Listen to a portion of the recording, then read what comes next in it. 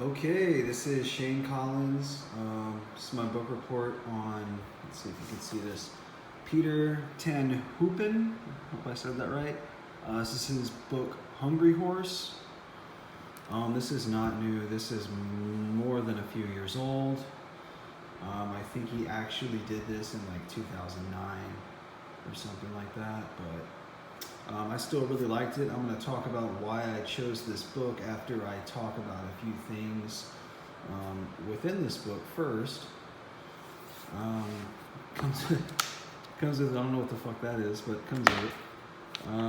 There is some writing, and I thought it was curious. Yeah, there's a good teaser for what's coming up. A lot of full page or full 2-page spreads. And that was an immediate draw for me. I really, really like that.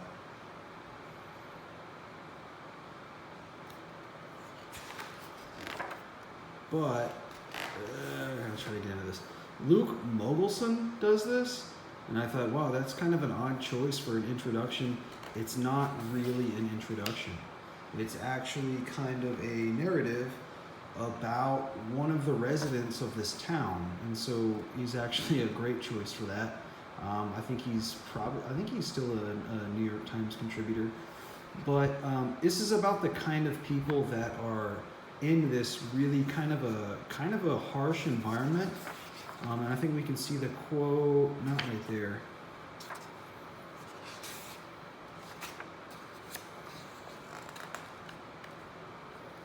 Let's go ahead and take a look at that one quote. The rugged beauty of northern Montana attracted rednecks and hippies alike. So, we're going to see a lot of, like this guy Brad, a very tough situation, but it's tough, but it's free. So let's go ahead and take a look at some of this. And one of the major draws for me was, Gloria's pretty bad. Or the aesthetics of these. Soft focus, muted tones, and not decidedly landscape, and we'll see not decidedly portraiture either, because cougar right there. Because landscape and portraiture in this kind of a project are very reciprocal, and here we have some of that toughness I'm talking about. This is everyday life to some people. Definitely not to me. Wow. That looks cold.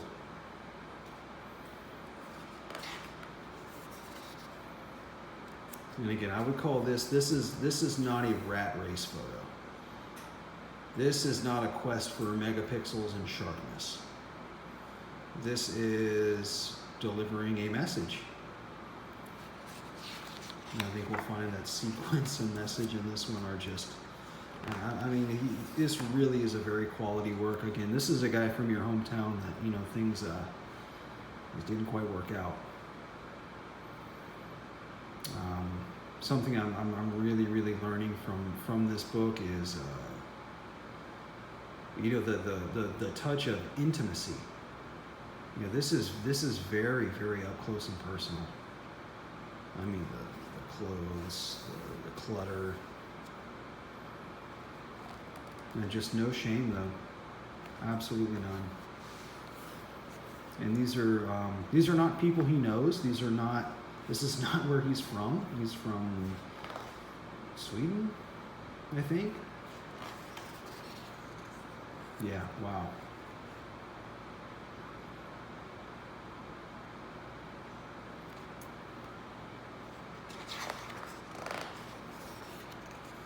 And again, there's that toughness we're talking about. That is rough. And then back to back, we're going to see full page spreads again. Diet Pepsi, crying kid, cigarette. Wow. And he's in their living room, I suppose, photographing. Okay, I do this. I can do this. Different environment, but yeah, we'll see. I mean, look at the car. Newer vehicle, early 70s. And so one of the things that one of the reasons I actually really chose this book was not just that I am kind of trying to rip it off design-wise, because I mean this is exactly the kinds of things that I want to do in a book. Not that I really want to do a book, but for this class I'm going to do a book. And I really, really like this concept of full page spread. And this is a lot wider than the human eye sees. But I feel like he really understands that, if you're choosing to buy this, I mean, this is coming to you in your comfort zone. You're hanging on to this in your comfort zone. You're going to spend some time with it. Here's the guy from the cover.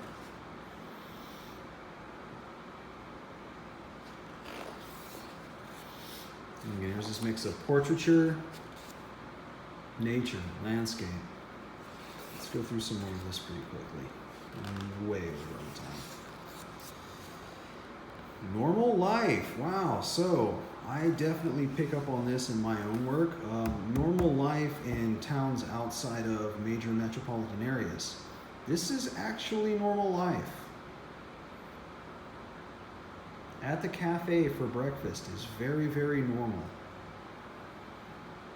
City Hall, only so many people get to speak, but I mean the cafe where people have breakfast and read the newspaper, it's very egalitarian. It's definitely something that's central to a lot of the work that I do. And ultimately, that is why I chose this book, because thematically, it's very similar. And what we're going to see a lot of, and I hate to be so esoteric, but it's like, there's a lot of like death and rebirth and second chances. And, there's a portrait in nature. And she's got a Ruger and drinking a beer. She'd probably beat me in an arm wrestle. Fucking glare. Very, very muted colors. I like the almost full page. It's so low.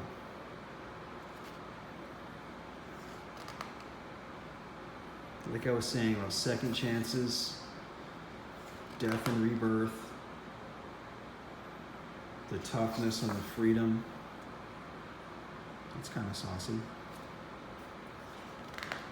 And this type of individual that actually, makes a life out of something that is essentially, all of the young people go to a big city and all of the old people die, yet there's this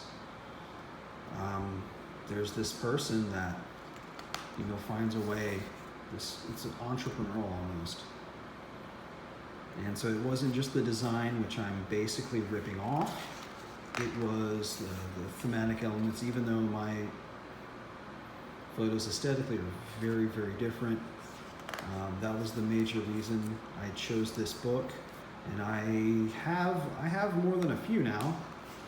I looked at, Terrence Donovan portraits, and I think we use the term greatest hits.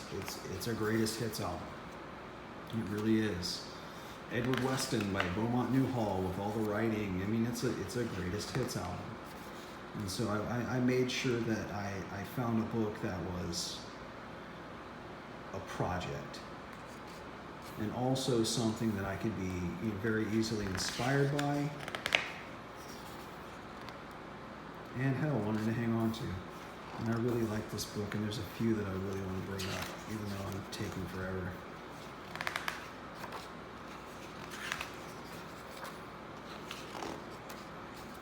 Damn. Okay, and that's my book report. Thanks.